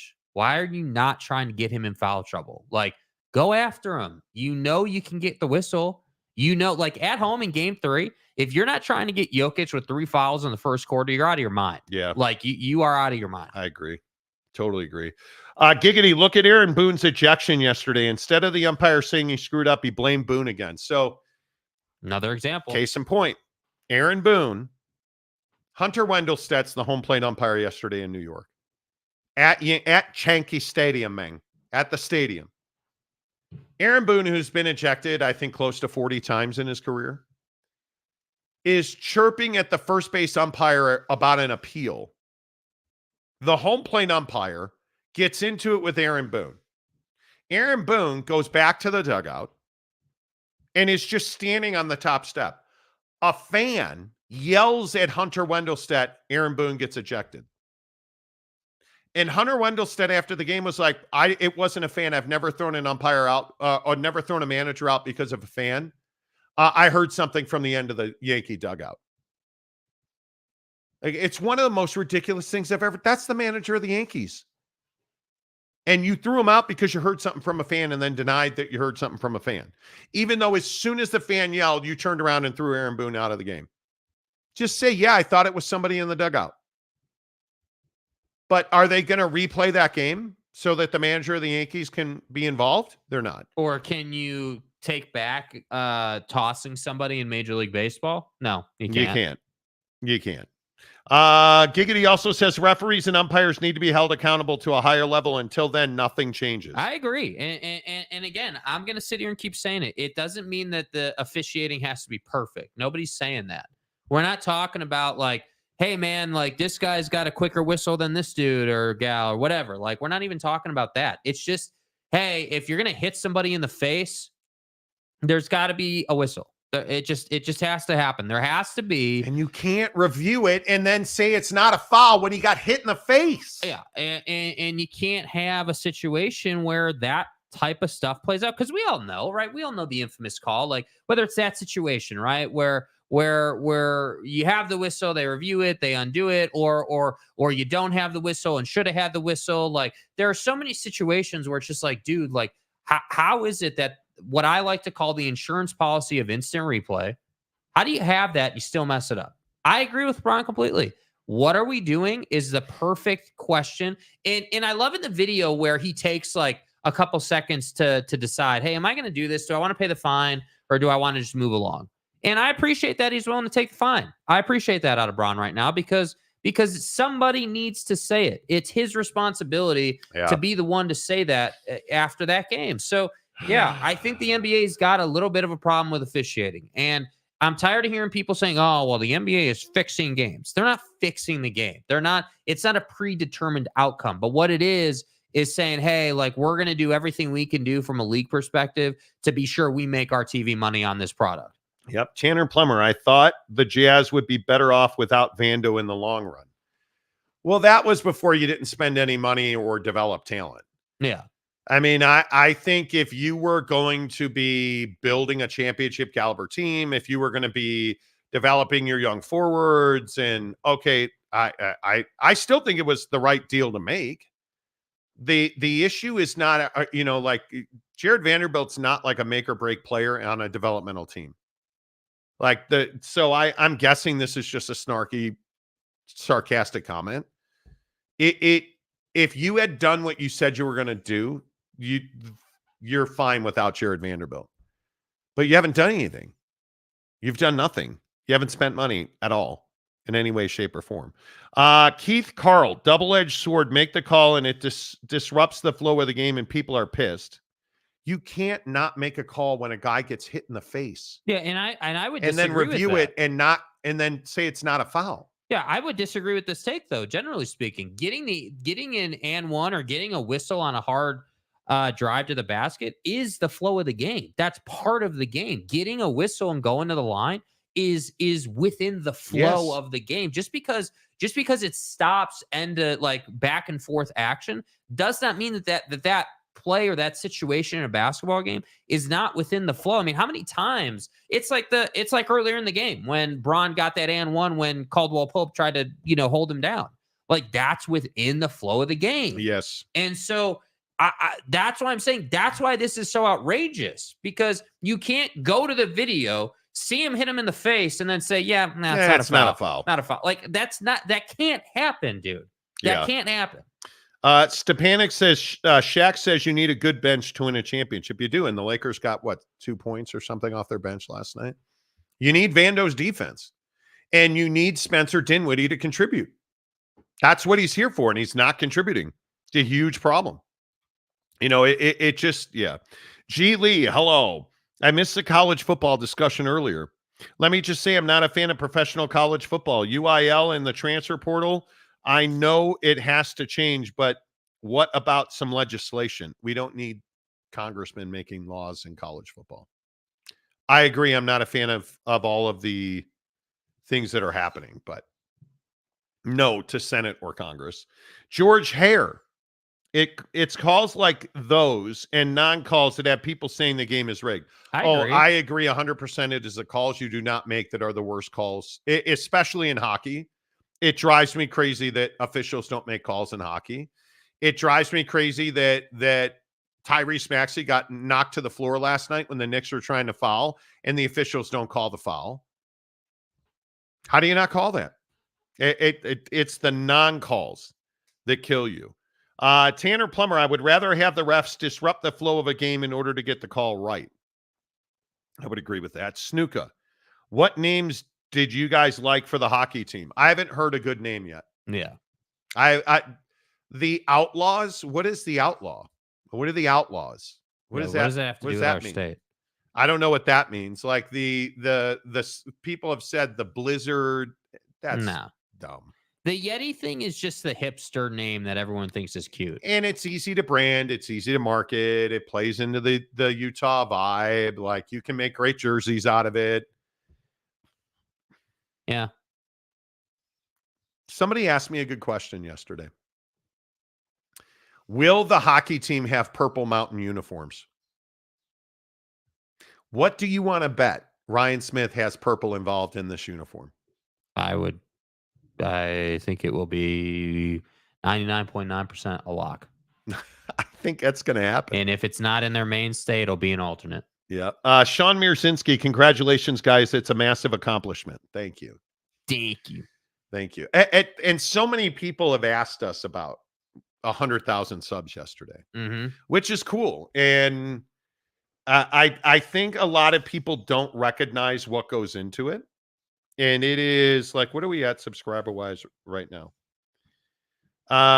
We are at 101,716 subscribers. What people don't understand about YouTube is that it is formulaic. Like, you hitting the like button gets us more subscribers. So for everybody who's like, it's so obnoxious, you guys are always begging people to like your you don't get it. Well, why do you clickbait thumbnails? You don't get it. Tell me you don't know how YouTube works. Well, the title is just misleading. Tell me you don't know how YouTube works. The title is not misleading, right? We do a 2.5-hour show pretty much every day, right? The title's not misleading. But if you understand how YouTube works, and you understand how YouTube SEO works, with 9 out of 10 people don't. Like, for all the people who are like, oh, you bought subscribers. You can't buy YouTube subscribers. Yeah. Number one, it's not possible. Number two, tell me you don't know how YouTube works. If you use YouTube SEO, I can market I can point my content directly at Utah sports fans that are looking for NHL content. And it does not cost me a penny to do that. I can market my content during the fall, the Pac-12. Why did we get so many subscribers out of the Pac-12 meltdown? Because we play the SEO game exceptionally well. We've taken classes on it. We know how to do it. Yeah. We've studied it. We've honed our craft. We've experimented. The problem is most people won't do that work. So they don't get big. Do you know how much money we have spent just in cables in this studio? Yeah. By the way, for all the people saying we bought subscribers, do you really think that YouTube's not recommending a channel with 100,000 subs on it over a channel that's got 5,000 subs? Do you really think that they're not recommending our channel that's got an average view duration of 27 minutes per video over a channel that's got 5 minutes of average view duration? That's the part. And Everett, trust me when I say we need the haters desperately. Yes, we do. If all you're getting is, man, you guys are great, that you're in trouble. But it's so funny. And it's guys like us, because we know how YouTube works, obviously. Yeah. So when people are like, oh, you bought subscribers, bro. Again, YouTube knows. I don't think it's possible to buy YouTube subscribers, frankly. Yeah. But if you were buying YouTube subscribers, you don't think there's AI and algorithms for that? And what is the point? The only reason we do YouTube is because we make money on YouTube. What is the point of buying subscribers who aren't going to watch we need people to watch our content to make any money at all. To make any money at all on YouTube, you have to have people watch your content for 17 to 20 minutes to make like real sustainable revenue. Like pay the bills money. You need people to watch your content for 17 to 20 minutes. Our average view duration on our live show is 27 minutes, which is phenomenal. And we appreciate you guys for that. Please hit the like button. If you're buying subscribers, or if you're whatever, somebody said we got lucky yesterday. You don't luck into 27 minutes of view duration. You don't luck into, do you know how expensive it is to buy just the cameras we have, the lights that we have? I wasn't even joking. Do you guys understand how much money we've spent on cables? Yeah. Just for this, like, do you understand how much like switchers and you're out of your, this is a $10,000 computer sitting here. Not to mention the internet. Yeah. Like, it's wild to me that people are like, oh, dude, You don't luck into the microphone quality. You don't luck into $700 microphones, dude. You don't. That stuff doesn't pay for itself. Brandon Butler, the Utah Majesty. God, shoot me now. Shoot me now. What are we talking about? San Diego State Glenn, I'm at 90 minutes plus listening today. Beasting. Love you. Thank you. Robert Fowler, when are you guys getting your YouTube plaque? I have no idea. They don't tell you, I don't think. I think it's kind of one of those things where it just kind of shows up. It hasn't. Usually what happens is in a couple of days, I'll get an email and a notice. Like when we broke into live streaming, the upper echelons of live streaming. Upper echelon. YouTube is very good at patting you on the back. They're going to say, hey, great job. So like one day we got a notice in email. I think it was an email or in our YouTube studio. It was in our YouTube studio account. They send you a notice that says, congratulations, you're now one of the top 5. You're in the top 5% of live sports streaming. Yeah. And I think we're ranked for every sports channel on YouTube. I think we're ranked like 1700th in the world out of I think there's 89 million sports channels. And that's like cricket, rugby, fishing. Like of all sports channels on YouTube. Anything sports, I think we're like 17 or 1200, something stupid like that. It's crazy. It's crazy to be. People just don't know how YouTube works. It's wild to me. It is truly incredible. How many people will reach out to us in like the sports talk world and say, "Man, like, how do you guys do it? Like, any tips for me? How do you, like, what can I look at, or like, what can I like?" And what's even more funny is that the few people that have actually that we've talked to about it don't do what we tell them to do. No. That's the incredible part. It's like, and I'm not saying that we're like geniuses, but I would call us experts on YouTube SEO. I think that we know how to play that game like really, really strong. Like, so many people think SEO is just bullshit, or do you understand how important SEO is? Search engine optimization. Do you understand that whether you're using Yelp, Google, Facebook, Instagram, TikTok, do you understand that SEO is the motor, man? Like it's wild to me how many people don't know. Stepanik, they need to keep Congress out of sports. Thank you. Speak it louder and into existence. Yes. Get out of sports. Mike Smith, that beard is intimidating. I watch every show for the full time unless I nod off due to being tired old man. Me too. I nod off during our show all the time. Yeah. Appreciate you, Mike. Brandon Butler, the Utah Majesty, Purple Mountains, baby, patriotic ties to RSL. Don't say that out loud. He might hear you. Jay McClenahan, hello. Next up, 1 million. Congrats. Thank you. Boyd Lake, the SEO king of America. Yes. Boyd Lake is quite literally. SEO, it's an art form and a science all wrapped up in the one. Totally agree. SEO, it's the only reason we have grown the rate that we've grown at. How many of you hyenas found us because of college football realignment? And go back, and I try to explain this to people. We take advantage of big news stories. Yes. Utah, we wanted to be the #1 sports talk show in Utah. That was our original goal.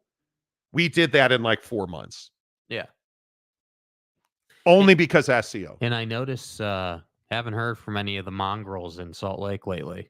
Haven't heard from just the hacks on YouTube. So hey, by the way, because I know the last time we got accused of this, are you still running burner accounts? You still, got all these burner accounts on Twitter where we're going after people? Yeah, Spence Checkett's thinking that we're running burner accounts. I'm sure that we have time for that. No, we don't, dude. And what's so funny to me, that's so true. Who's fucking got time for that? I think it's hilarious that like the domination is to a point where people think we're doing that. Like, it's crazy. San Diego State Glenn, you need the haters too. Okay, Monty, I hate your tat. Thank you. Thank you. Appreciate it. Thinking about getting a golf ball at some point. I might. I don't know. I really, my favorite tattoo I have is this little clover. That's one of my favorite tattoos. Let's see. Like button, Hulk smashed. Thank you. Flex on him, Walgamot says. OG Gary, camera alone is probably $5K. Oh, but Monty, you're in your basement, bro. If you knew the expense of building a studio. Do you know how much a camera mount costs? Like our cameras are all on these posts. Do you know how much those posts, those camera mounts cost? Like our light boxes? Please. It's so funny to me. You need haters. Okay, Monty, I hate your face. Good. I hate your face. YouTube, all about algorithms. Get subs, likes, views, and length of view makes it work. That's it. That's it. That's right, Mike Smith. That's all it is. So then we get blamed for doing the content we do. And it's like, oh, you guys got lucky. No, actually, we didn't get lucky, dude. It's not luck. Like, do you guys understand last month we added 20,000 subscribers? Wow, you just buy subs. Okay, go back. My guy over here on LinkedIn posts all the time when we reach new thresholds or new, milestones. And you can see in the pictures, it used to be that we added 4,000 subs a month, and then it moved up to 8. And then it was, I distinctly remember, it was 11, then it was 13, then it was 14. And then we got this bump from YouTube and we bumped up to 20. And what is it always? Lately, it has been college football. Yeah. So what happened? The Pac-12 melted down. The SEC, the TV deal, the realignment, the SEC, and then we got the Michigan scandal. How many lately? And we shared this stuff. If you haven't seen our social, how many articles about the Michigan stuff and the Super League? Like the show itself has been referenced in probably like 50 or 60 articles lately. The bump we got from Bro Bible alone accounts for most of that 20,000 subscribers. Yeah. But people don't understand that. I love it. It is, I always love the conversation. 365 Sikkim for Big 12 realignment news. Algorithm found the Monty show. Appreciate that. I am no mongrel. I am straight cold hyena. I believe that, Brandon. I believe that. You will choke an MFer with your soccer scarves. You will. I know that. We show up. So good. Shouty. Hey, Shouty. Studying digital marketing made me realize how important SEO is. Yeah.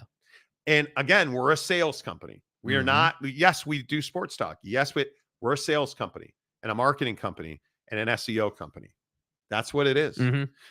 Baseball needs an automated strike zone. Tired of umpire bias screwing up great games. Disagreed. I think you need to be able to appeal a call.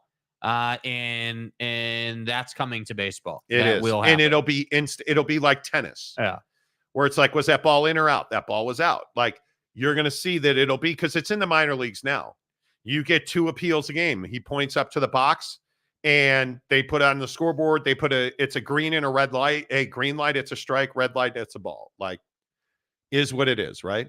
Ron Nolan, search engine optimization. Just say it. Search engine optimization, SEO. That's exactly right. I may have found you from SEO, but I stayed for your sources, and then the show grew on me. And so this is what I'm talking about right here, right? I cannot tell you how many times someone has said this to us. And Jim, a Dunze fan club president, appreciate you. I can't tell you how many times people have said that. Hey, like, I found you for this, but I stayed for that. Like, that's not luck. That's doing a show that's entertaining and informative and fun. And I feel like that's where, and again, I'm happy to say it, that's where I think we're better. I think that we have a more entertaining product versus our competition, and that makes it fun. It's fun to be here. We need, OG Gary, we need haters. Salty, Ferris, Sammy, do your thing. Absolutely. Absolutely. I miss you, Salty. I hope you're average. What? Jesus. And ACC will be melting down soon. Exactly. Right. Yes. Boyd Lake, another SEO secret is knowing what to do with viewers when they come to your channel, and you guys are the best I've seen. You engage your audience in real time. That's elite. It's the key to the success of our show. Yeah. No, Ron, the Utah Rattle Day Snakes. Exactly. So Latter Day Rattle. Shut the fuck up, Donnie. There have been so many good Saint references. Okay. So predictable. Ryan Smith goes on Pat McAfee. What does Pat McAfee say? The Utah Soakers, man. The Utah Soakers. And then Ryan's put in this position where he's got to say, yeah, well, we're gonna do a tournament style bracket and let the people decide. Yeah, well, it's nice you've let us decide something, since we don't get any decision in paying the tax to pay for your building. Thanks, Ryan. Appreciate that, dude. Snuka, what the heck? Rattle Day Snakes. Get it? Get it? Get it? Big Daddy Magic, who is out of surgery again. Big Daddy Magic had a thing. The way. Hey, playa, I will always love you. And no, I shouldn't sing. Sorry, it's too early. That is how I found you, Monty. College realignment. Appreciate that. Mike Smith. So the Monty Show will get Mr. Beast level numbers or not. I really do not watch the guy's channel, but man alive, he is the pinnacle. My God.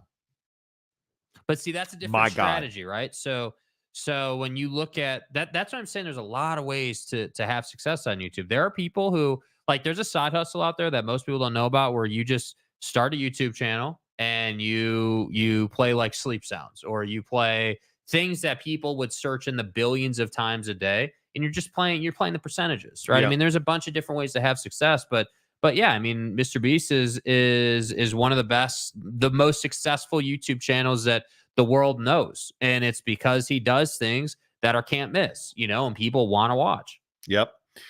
No, Monty, you're a food and lifestyle company. Hold on. Whoa. Did you just call my boy fat? Was that a low-key fat reference right there? Did you see what he said there? A food and lifestyle company? Okay. The sports talk is the cherry on top. Soaking is a lifestyle thing, right? Monty, what do you think the name should be? I have no idea. Honestly, that's not even a cop-out. Yetis is the most comfortable one I've heard. I have not heard one where I'm like, boom, SEO the fuck out of that. I haven't. The white iguanas? Exactly. The Monty Show, your number one source for soaking news. The Quakes. John Hamm, great show. Keep it up. As the wife hates, I pay for subscribers only chat, but explain to her the fellas are better to talk to than her. Damn, bro. Wow. Yeah, the members only chat's amazing. I've never seen Big Daddy Magic's messages. He's here all the time. Yeah. Yeah. Good to see you, Aaron. I hope you're well. Not true, Mike. It's yours truly. Okay. That's right. Fat Jesus. Hello. I found you looking for old salty white guys, but I stayed for the text message breakups. We show up. We had a conversation about Jake still being a virgin at the dinner table last night. The cock. As he was eating his meat.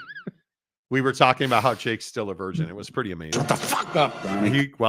Am I wrong? Robert Fowler, ASMR channels are taking over YouTube. Yes, they are. Yes, they are.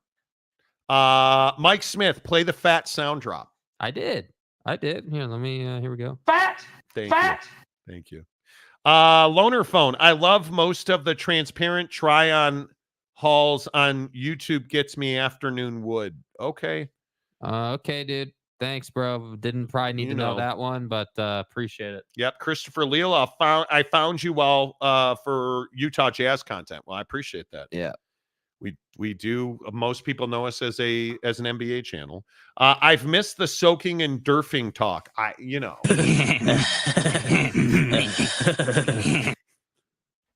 you guys understand that we had long discussions about what's so? The day that I found out what soaking was. That's right, T. Was amazing. Wait, so you mean to tell me, Tanner, that someone lays under your bed and shakes the bed so that you can, do your thing? While you put your muffin in the toaster. That's exactly right. You park your car in the garage and then an earthquake happens. Damn. Aaron Wilson, I found this channel looking for college football talk, but stayed for the video submissions. You are the best at the video submission. Fat Jesus, the Salamanders. I don't know what the name of the Utah hockey team should be. I don't. And I wish I can't pull a name where I'm like, dude, that's it. I don't know what it will be. If you said to me, you've got to have a name and you've got to have a name right now, it's the Yetis. That's the only name that makes a lot of sense. Yeah, I think that it's difficult because there's not like Jake, you prairie dogging? There's not an obvious. Am I prairie dogging? How about the Utah Prairie Dogs? Bro. Man, that Ryan Smith has his prairie dog, and oh boy, man, they're just crapping all over everybody, man. Come on, Baston Mape, the OGs missed deep thoughts with Mrs. Monty. Hold on. Last time Mrs. Monty came on the show, and she only comes on like once every 90 days, once a year, dude. Every time she finds a way to make a meat market joke. Every single time, it's a dick jokes with Mrs. Monty. Maybe that's gonna be what our filling content is over the holidays this year.